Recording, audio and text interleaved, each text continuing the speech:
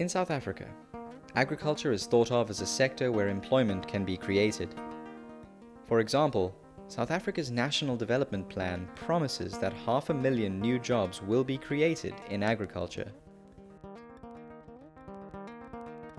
This short film asks the question, can agricultural development actually create new jobs? We will answer this question by examining agriculture quite broadly, including the inputs, services, and processing that agriculture involves. Thus, we will determine the potential for agriculture to create jobs, both on and off the farm.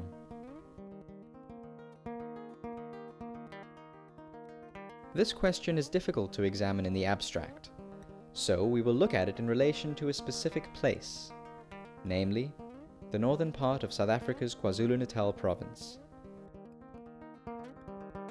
The focus is on the small town of Weenen and its surrounding farming district.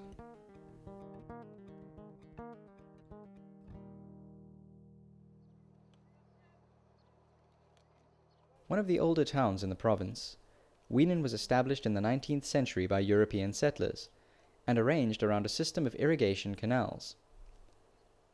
Weenen has declined in relative importance as a farming district, marginalized by other irrigated districts, and isolated by its long distance from markets that lie along the busy N3 corridor, the highway that links the continent's busiest port of Durban to the industrial heartland of the Highveld. Yet Weenen is interesting in several ways. It continues to produce labor-intensive crops such as vegetables. It has a combination of large and small farmers, unlike many other parts of South Africa, and is close to a former homeland communal area, created as settlement reserves for Africans under apartheid.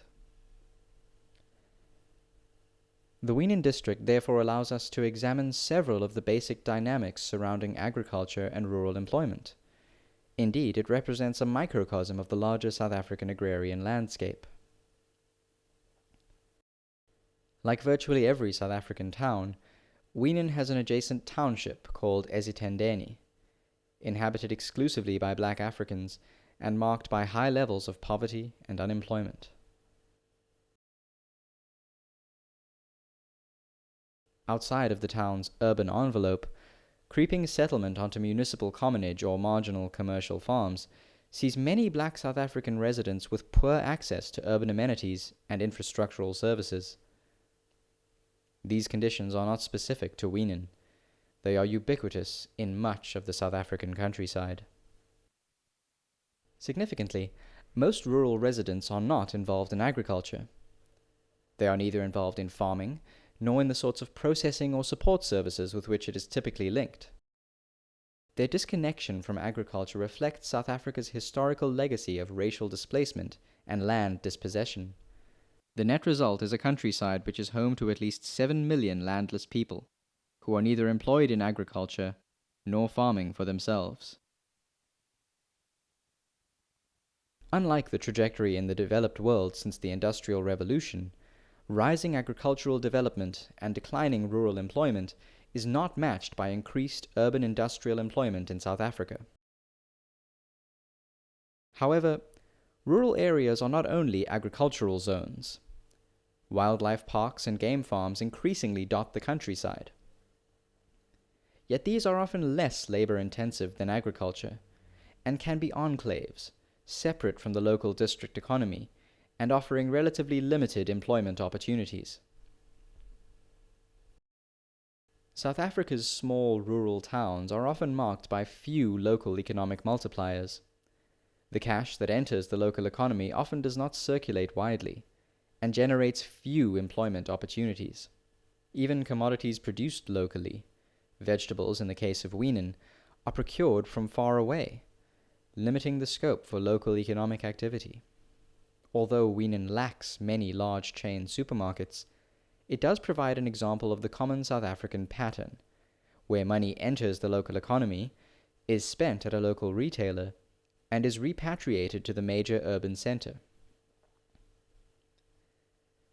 This reflects the nature of South Africa's highly concentrated food retail environment, where 4 retailers dominate the food system, often supplying rural towns with food procured from distant markets and distribution centers. The typical basket of food consumed by the rural poor is sourced from the industrial economy. Yet despite this unfavorable insertion into the system, rural areas do not stand apart from the larger South African economy. The corporate retailers of South Africa's formal economy have often penetrated even the most distant rural towns, with rural dwellers shopping at chain store supermarkets. In this way, rural areas are simultaneously incorporated into the industrial economy and yet estranged from economic opportunities. In this context, amidst low levels of employment, we can ask the question, how do people survive? The answers are to be found in small remittances from urban areas, limited, often seasonal agricultural employment, and state social grants. So notable are the effects of social grants that they catalyze monthly rural markets.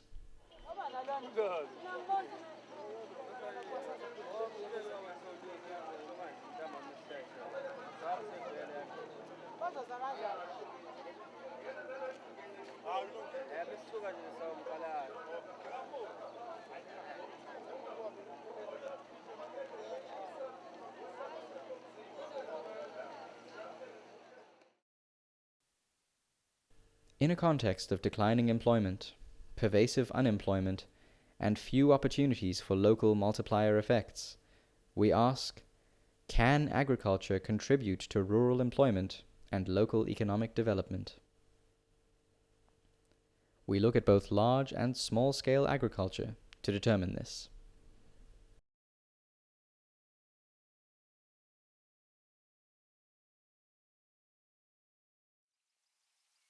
Many agricultural commodities are perishable, and the buying power is concentrated.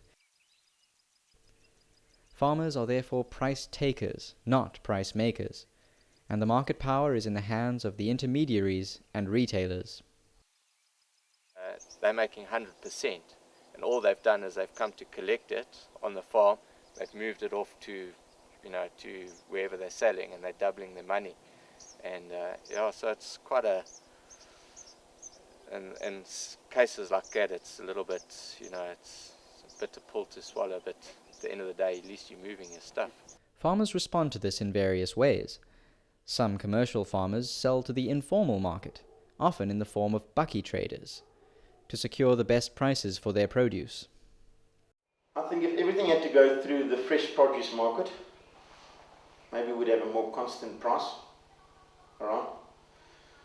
But you're getting a lot of people that are coming straight to the farmer, and the exorbitant market fees that we have to pay, makes it easier for us to sell to the guy that comes to your yard than to send it to market. You sell cabbages, 10 rand a bag, 15% is market commission. It's a lot of money if you work it out that way. And when the guy comes to your farm and buy the stuff, you're saving that 15%. You're selling it maybe a rand or 2 rand cheaper than the market, but then you're saving that 15% and you've got no transport cost on top of it. Yet, many large-scale farmers face pressure. This has led to declines in their numbers and consolidation among those that remain. Yes, it's gone drastically, I wouldn't say it's gone drastically backwards, because when we moved into Weenan years ago, there must have been 120 individual farmers, alright, each one in his own little piece of land, and today we've only got, I think it's 17. So from 120 down to 17, it's a big fall. The smaller oaks are selling off or moving out, and the guys are buying or getting bigger and bigger, and that's definitely the case of what's happening around here. The guys that are left are buying up all the smaller farms and getting bigger, yeah. However, the demands of the market and greater productivity put pressure on labor costs, making many farmers disinclined to create more employment. After the 2012 farm workers' strike and the rise in the minimum wage, there was evidence of an increased inclination to mechanize. You know, you're looking at different equipment, possibly going across to a bigger tractor that's more fuel efficient. You're doing more hectares per hour, stuff like that, you know. So, yeah, and the one thing that we really found was upgrading equipment. Really? Not working with old stuff, but trying to keep it fairly new, Yeah. and keep your breakages. Because we found that our breakages were a huge cost. Right. And by upgrading, selling off our older stuff and Okay. upgrading with new stuff, Yeah. we've brought our breakages right down. In this way, the realities of agricultural production, rising efficiencies, and competition see commercial farmers inclined to shed rather than create jobs. So, if modern industrial agriculture is in fact shedding jobs, what of the multitude of inputs and support services that agriculture relies on? After all, while agriculture contributes 2.5% of GDP, various upstream and downstream linkages see agriculture-related activities account for around 12% of the economy. Perhaps the jobs in agriculture are not on the farms themselves, but elsewhere. Researchers at the Institute for Poverty, Land and Agrarian Studies, or PLAS, traced outputs and inputs and collected geospatial data for these linkages. These maps show how inputs are sourced from enterprises that are spatially widely dispersed. Many are large multinational companies that generate few opportunities for local employment. Even the local farmers' cooperative was recently facing closure, and was resurrected only through the determined efforts of a group of local farmers. If large-scale agriculture has limited potential to create employment, and the spatially dispersed, concentrated nature of input supplies also offers few jobs, what of small farmers? Small-scale farming is potentially more labor-intensive.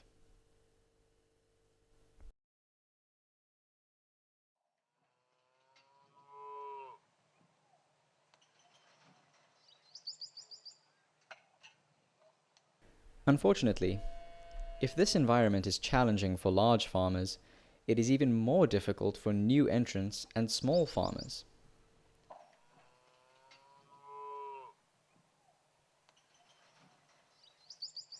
Mr. Sakela owns a few choice hectares of land, purchased with savings from urban employment. Living on the plot during the week, he returns to his homesteads and his two wives regularly. Unlike the commercial farmers, he relies on the labor of his large family, and some hired help. Inkinga nje-ke ukukhompyutha nabantu namandla. Inkinga oba nayo wena ukuba mhlambe niyalima nabo bona noma ngabe bengadayisa ngemali encane bona bayazi ukuthi indawo yabo inkulu yabona wena indawo yakho incane wena nangabe ubeke lapho nasusuyehlisa wena imali yakho sewuyalimala ke wena. South Africa is a context where structures of agriculture, support services, and even markets have, for a century, been tailored to large-scale, capital-intensive commercial farmers. While some small-scale farmers are successful, it's often against the odds. Moreover, when small farmers' maps of inputs and markets are traced, they have much in common with larger commercial farmers. Inputs are spatially dispersed and sourced from large corporate suppliers. Viewed in terms of their maps of inputs and markets, small-scale farmers are plugged into the same distant, concentrated supply chains. These limit the potential for low or intermediate technologies and labor-intensive agriculture. This isn't nostalgia for an earlier stage of agricultural development, or a romanticized ideal of small-scale producers. The current food system certainly gives us certain kinds of efficiencies, and cheap food. but it represents far from optimal conditions for rural employment, livelihoods, and local economic activity. We must acknowledge that South Africa's trajectory of rural development works against easy market-led prescriptions for creating rural employment. On the contrary, following its current trajectory, agriculture is likely to continue to shed jobs.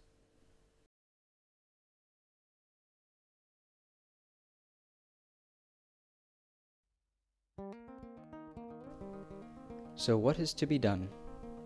How can this policy conundrum be resolved?